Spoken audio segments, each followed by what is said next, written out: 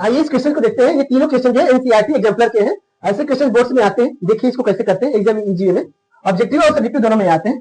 देखिए इसको कैसे करता है। In figure AT is tangent to the circle with centre O such that OT 4 दिया हुआ है एंड OTA 30 डिग्री दिया हुआ। OTA 30 AT हमको निकालना। अब देखो जब भी ऐसे क्वेश्चन आए जिसमें, तो अब देखो हमको ये पता है कि यहाँ से टेंजेंट पे कितने डिग्री का एंगल बन सकता है, ये 90 डिग्री का। अच्छा, जब भी राइट एंगल ट्राइंगल बने और एक साइड और एक एंगल दिया रहता है तो हम बाकी दो साइड निकाल लेते हैं। कौन से फार्मूले से? ट्रिग्नोमेट्रिक रेशियो फार्मूले से। तो यहाँ पर वही हम यूज करेंगे। हमेशा ध्यान देना है, राइट एंगल ट्राइंगल हो, एक साइड और एक एंगल पता हो, और वो एंगल कौन सी होनी चाहिए? 30, 45, 60, 90, 0, यही होगा तभी हम निकाल सकते हैं। बाकी के वैल्यू तो हमें अभी बताया नहीं गया ना 10th में, वो आगे पढ़ेंगे, ठीक है। तो उससे तो अब देखो इसमें हमको 80 बोल रहा है, हमको ये पता है थीटा के सामने क्या होता है? परपेंडिकुलर। 90 के सामने जो होता है हाइपोटेन्यूज, जो थर्ड बचा हो क्या हो गया? बेस। तो हमको देखो ये बेस और ये हाइपोटेन्यूज, हाइपोटेन्यूज दिया है, बेस निकालना था। बेस और हाइपोटेन्यूज से रिलेटेड कौन सा फार्मूला होता है? कॉस थीटा या फिर सेक थीटा। तो हम इसमें कॉस थीटा यूज कर रहे हैं। तो देखो कॉस 30 डिग्री, तो इसी में हम कर रहे हैं यहाँ पर। तो लिख रहे हैं तो क्या बनेगा? Cos 30 degree is equal to क्या हो जाएगा? 80 अपॉन 4। अब cos 30 की वैल्यू होती है √3/2। ये 4 ऊपर चला गया तो मल्टीप्लाई हो गया, इज इक्वल टू 80। अब देखो ये कट गया तो कितना हो गया? 2√3 इज इक्वल टू क्या गया? 2√3। इजी वे में आ गया आंसर सी। अब इस क्वेश्चन को देखो, ये दिया है फिगर, इसमें ये एंगल दिया 50 डिग्री। फाइंड POQ, हमको फाइंड करना POQ, ये हमको फाइंड करना है। तो हमको एक चीज तो पता है ना कि यहाँ पर ये जो होता है ये 90 डिग्री का एंगल बनता है और ये हमारा 50 दिया हुआ है, तो ये हमारा कितना बचेगा इसमें? 40 डिग्री। अच्छा, ये भी हमको पता है कि OP और OQ क्या दोनों रेडियस है। जब रेडियस है तो दोनों हमारे क्या होंगे? इक्वल होंगे। तो जब साइड इक्वल हो गए तो एंगल भी अपोजिट क्या होता है? इक्वल। तो मतलब ये भी क्या हो गया? 40 डिग्री हो गया।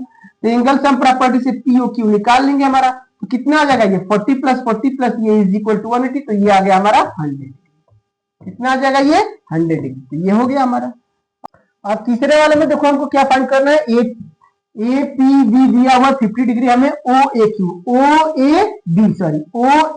हमको फाइंड करना है। अब देखो ध्यान से, हमको पता है कि एक्सटर्नल पॉइंट से जो टेंजेंट होते हैं क्या होते हैं? इक्वल होते हैं। तो मतलब ये और ये हमारा इक्वल हो गया।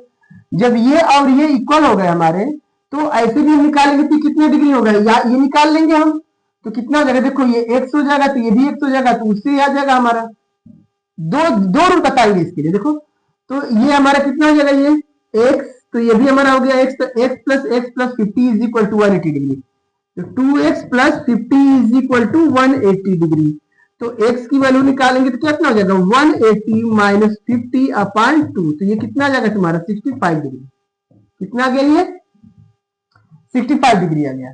तो ये एंगल हो गया हमारा 65 डिग्री। अच्छा, ये पूरा एंगल हमको पता है कि कितना होता है? 90। तो 90 माइनस 65 करेंगे तो कितना आ जाएगा? 25 डिग्री। तो आंसर कौन सा हो गया हमारा? ये हो गया। ठीक है, ये मेथड समझ में आ गया। दूसरा मेथड हमारा क्या है? दूसरा मेथड ये है कि OAPB हमारे साइक्लिक क्वाड्रिलेटरल है। क्यों? क्योंकि इसका और इसका सम 180 डिग्री होता है और इसका सम भी हमारा क्या होता है? 180 डिग्री। क्योंकि यहाँ टेंजेंट बनते हैं तो ये हमारा 180 डिग्री होता है। अच्छा, तो ये और ये 180 डिग्री होता है, तो 180 में से इसको माइनस करेंगे तो ये आ जाएगा, और ये हमारा कितना आएगा? इसमें से माइनस करेंगे तो 130 डिग्री आएगा। कितना आएगा? 130 डिग्री।